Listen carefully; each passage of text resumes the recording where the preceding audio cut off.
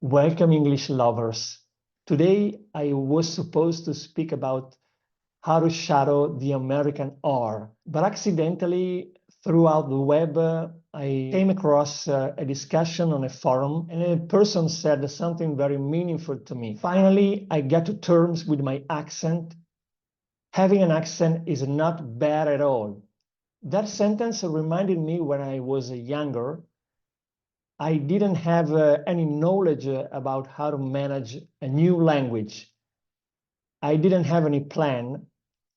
Oftentimes, I felt lost or I didn't know what to do next. But at that moment, having an accent didn't mean anything to me.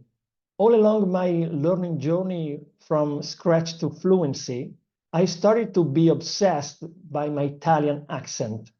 One day, I started to make a recording of my voice.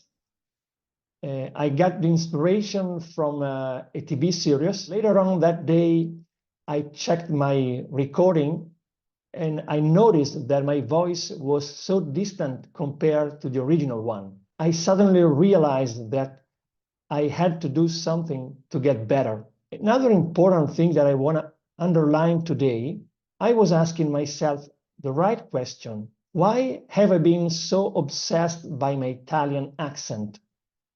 But the answers were not correct. Like most of non-native speakers, I was thinking about, I'm not ready yet. I'm not good enough. Or perhaps I'm not good at learning a new language. I wasn't able to face the reality for what it was at that time because in some English conversations, happened many times that I made mistakes, and that it doesn't matter because it's part of the process. But other people were not able to understand what I was saying.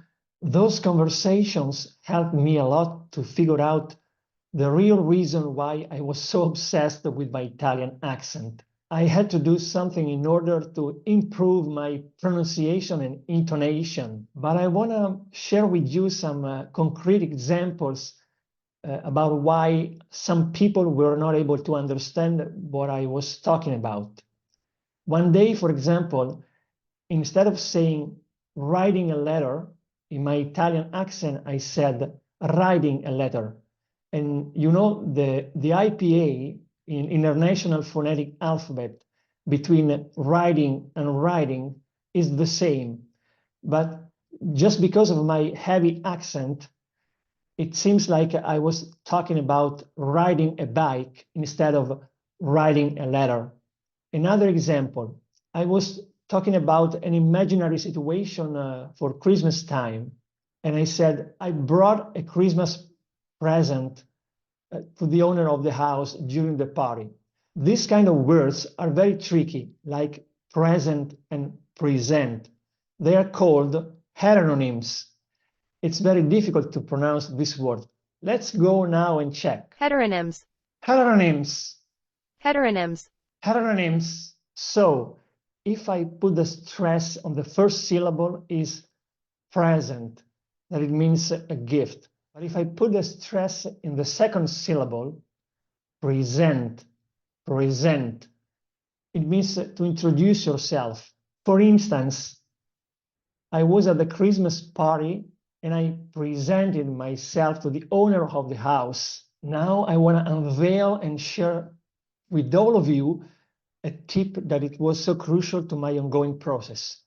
And I believe that is going to be very important for any non-native English speakers. It's so essential to dig deep and try to understand why something in your ongoing process is bothering you or why you are concerned about something. Because asking the right questions make a huge difference in terms of getting the results that you are looking for. It's going to help you to understand what you really need to succeed in the language, but also to put yourself in the right directions in terms of daily activities, training. In my case, after going through those experiences, it was evident that I needed to do something to implement my pronunciation and intonation.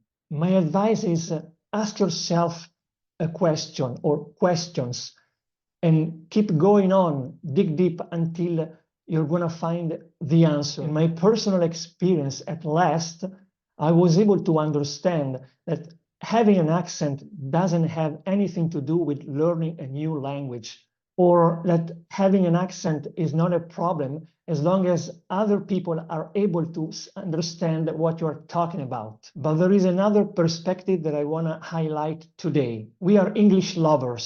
We are passionate about the English language. I think you noticed that in the previous videos and also today, when I was talking about making some exercises, I didn't use the word practice, but training, activities, and so on. And I did it purposely because one of the aim of this channel is to make it clear that it's important to switch our mindset from being a learner forever to become an English speaker for lifetime. Pay attention to how you use your words on a daily basis, because it's going to have a very huge impact on your language learning process. Ask yourself questions and do whatever it takes to find the correct answers. Subscribe to the channel to be able to dig deep all together and understand what we really need in order to succeed in the language learning process. It's Christmas time, and my gifts for you are: one video is all about idiomatic expressions for Christmas. The other one is how to manage the tricky American R sound. Merry Christmas. See you soon in another video.